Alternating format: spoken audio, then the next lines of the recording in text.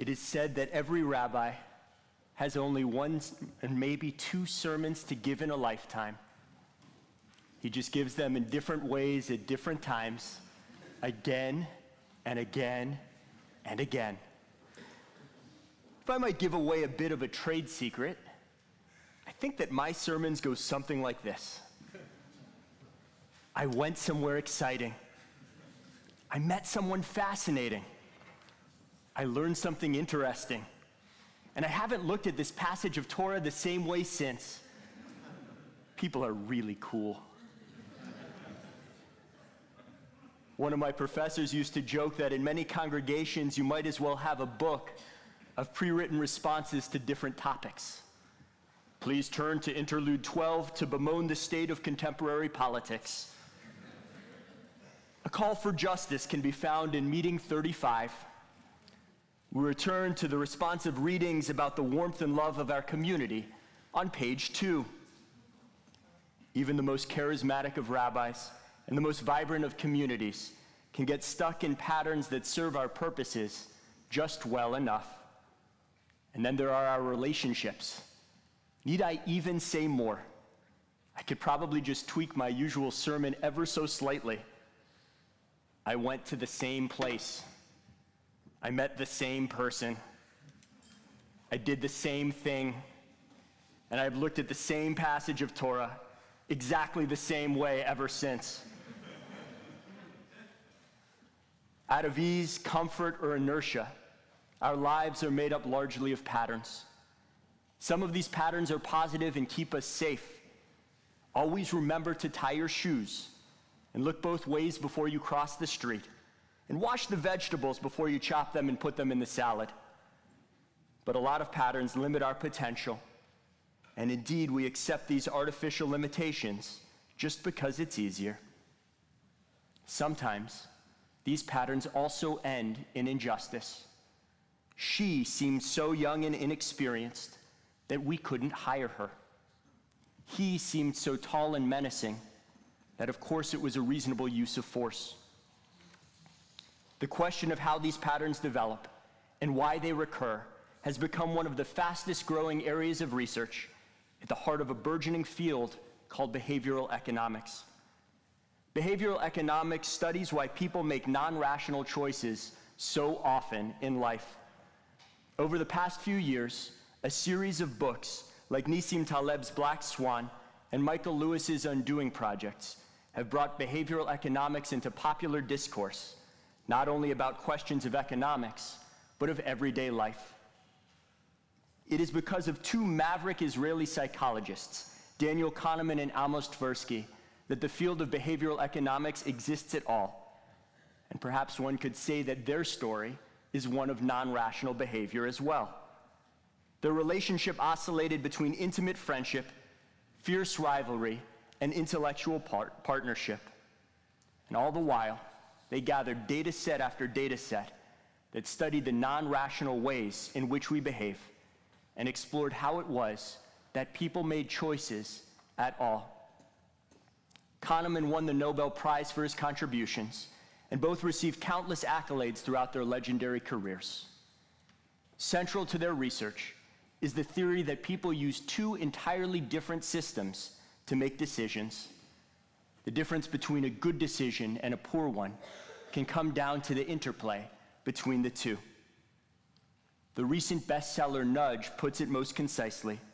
System 1 is your gut reaction, and System 2 is your conscious thought.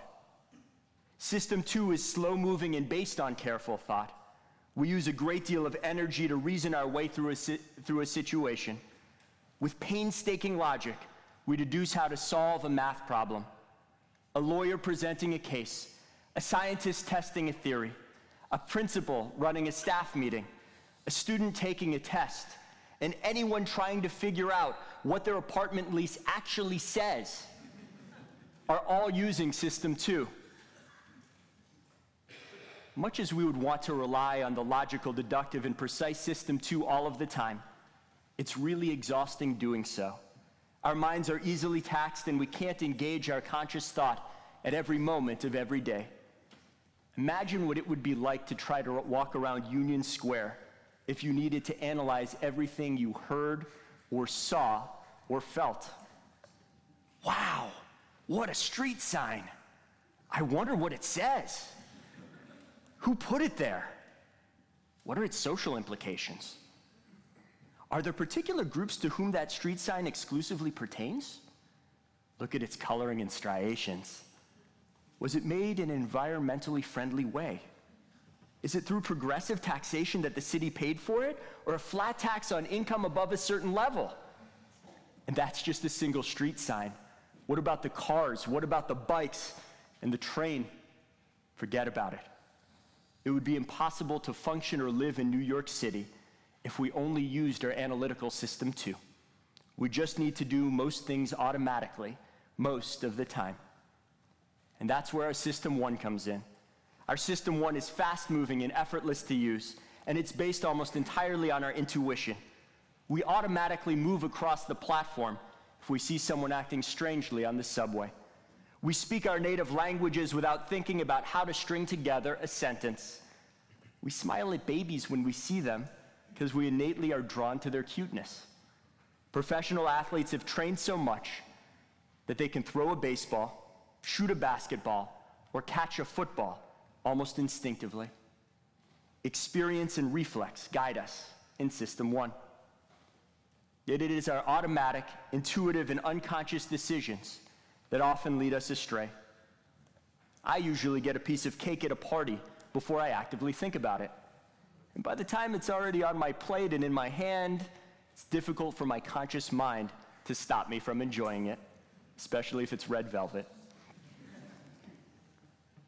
More seriously, we decide intuitively whether we like or dislike other people.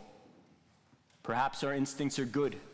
Maybe the person makes us feel unsafe, but we are also exhibiting unconscious bias, which is rooted in the automatic system of our minds. When we think actively about a person or an idea, we could be the most equitable, anti-racist, anti-sexist human being on earth. But when we're going on just intuition, we can be fundamentally unfair.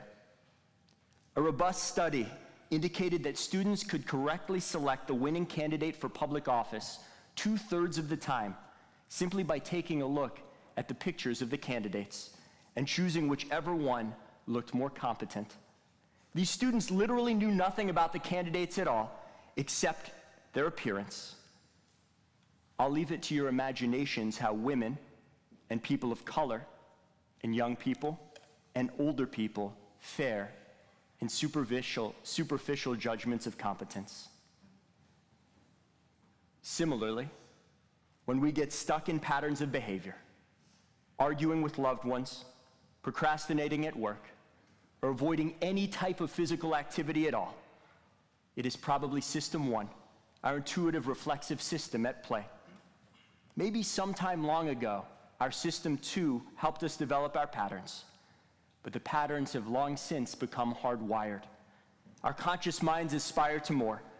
Our unconscious just wants to help us get through the day on autopilot. The challenge lies in aligning System 1 and System 2, our conscious and our unconscious, our knee-jerk and our considered, our head and our heart. This is the work of ethics. This is the work of religion. And this is the work of civilization itself. We aspire to live so that our gut urges us to do what our considered judgment knows is right. Our means of training our System 1 is the sacred process in which we are engaged today. It is not surprising that it is two Israelis who founded behavioral economics, because it is another way of approaching tshuva. Tshuva is about turning, returning, renewing, changing, and becoming better people. Often understood simply as repentance, it is about acknowledging our wrongdoings from the past year and ensuring that we do not again commit them. It is about studying those moments when our System 1 overpowered our System 2. It is about painstakingly studying our relationships. It is about looking for societal assumptions that we carry unconsciously and make sure that those assumptions do not inflict harm upon others. It is about greater awareness in all moments and recognizing when our automatic self is not our best self. So let us turn to tomorrow's Torah portion about the binding of Isaac, Akedat Yitzchak, and look at it both as a parable of tshuva and as of the interplay between System 1 and System 2. The story begins with a description of Abraham's subconscious cultural assumptions about serving a higher power. Many other ancient Near Eastern civilizations engaged in child sacrifice as a means of placating a deity.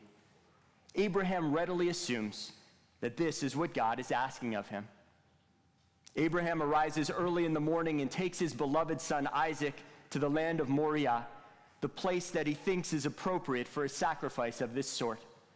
He builds an altar, arranges firewood to immolate his sacrifice, and then draws out the knife to take the life of his beloved son. He is in a trance, a daze, a fugue state, a state of religious fervor, normalized by the brutality of other Bronze Age cultic rituals. Then as Abraham raises his machete high to take his son's life, an angel of God calls out to him, Avraham, Avraham, al tishlach yadcha. Abraham, Abraham, do not send forth your hand. Vayisa Avraham et einav, and Abraham lifted up his eyes. Abraham then saw a ram in the thicket and sacrificed the ram instead of his son. It was a moment of spiritual enlightenment and remarkable connection. Abraham felt at one with himself and with God and with the world around him. In that moment, he saw his son not merely as an object, but as a subject and an outright protagonist in the story of his family and of the Jewish people. Vayashov Avraham, and Abraham returned. Our ancestor was shaken from his automatic assumptions with a burst of insight from System 2. Something did not make sense, and his reason halted his intuition, quite literally, mid-swing. Hopefully, none of us have ever literally come close to sacrificing a child because of societal expectations. But how many of us have sacrificed the well-being of a loved one due to ambition, due to fear, or worst of all, due to habit? How many of us have hurt others because of the unconscious tropes running through our minds, which have normalized our harmful actions? How many of us have used words that we later came to lament because they have been used so often about a particular person or a particular group of people? How many of us live out subconscious scripts and let them determine the arc of our own stories? All of us, in one way or another, have been Abraham. All of us, in one way or another, have undermined the well-being of someone else, even someone we really love. Our System 1 was in overdrive, and our System 2 was sound asleep. Our unconscious mind was making all of the decisions. Vayashov Avraham, Abraham lamented his actions. He repented and returned to his fuller self. Abraham began the process of tshuva by turning a moment of vice into a moment of virtue. The angel who called out Abraham's name twice, the angel who stopped Abraham just before he took the life of his own son, was not an external being, but the divine presence within, his conscious mind, his witting self, the part of his brain devoted to reason that shook him awake from his socially induced slumber. Vayisa Avraham et einav. Stunned in amazement, Abraham lifted his eyes and saw with renewed clarity that he never needed to put his son at risk at all. Al tishlach yadcha. Do not send forth your hand. These are words that end wars. These are words that resolve conflicts. These are words that change lives. These are words that begin the process of tshuva, of turning and returning to our best selves. The secret of Abraham's process of tshuva, his process of return, it is the secret to our own. That in bringing conscious awareness to our actions and challenging the assumptions on which they rest, we can open our eyes and finally see the world for what it truly is. The angelic voice of our System 2, our reasoning minds, reaching out to our unconstrained hearts and making clear that both can act in unison. But how does this happen? It is all well and good to talk about bringing System 1 and System 2 into alignment, but how do we actually make it happen in our lives? Aristotle, a pioneer in the study of human behavior, millennia before behavioral economics, has an answer. It's all about practice. Excellence, Aristotle says, it is not an act, but a habit. We are what we repeatedly do. Like Abraham, we will be caught in the patterns and ruts of System 1. We know that the consequences of letting our guts run unchecked can be devastating. So we practice. We incorporate System 2 into our decision-making. We stop and think, bringing our principles and learning to bear on more of our decisions, especially those that we have not made so well in the past. Even if System 2's wheels are rusty, we drag it screeching into daily use, so that when we really need it to kick in and save us, it's in perfect working order. The essence of tshuva is training our hearts to readily follow our minds and creating habits, creating patterns, creating ways of living that adhere to our highest values, our hope, our possibility, our potential as individuals and as a community comes from the turning of head and heart together. There's a reason that tshuva, repentance, comes from the same root as the word in Hebrew for return. We return to the same challenges again and again, if you're like me, again, until our instincts urge us to respond the way our considered judgments know that we should. The great medieval philosopher Maimonides asks very boldly, what constitutes true repentance? What constitutes true tshuva? If the sinner has the opportunity of committing once again the sinful act, and it is quite possible for him to repeat it, and yet he refrains from doing so because he has repented. When we find ourselves in the exact same situation as the one in which we erred before, and we manage to do the right thing, that is the fullest sign of tshuva.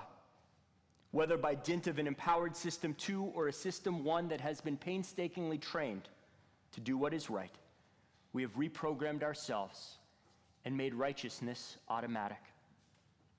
So if on this Rosh Hashanah you are thinking about the same issue as you were last year, you're actually doing it right. Our sages knew that tshuva would be a long and arduous process. By its very definition, it takes time and practice. No one gets it right the first time, except by lucky chance. Jewish ethics does not penalize us for sinful thoughts or uncharitable instincts, but calls us to awareness of them. It is understood that our System 1 and System 2, our head and our heart, often are not aligned. What matters is what we ultimately decide to do.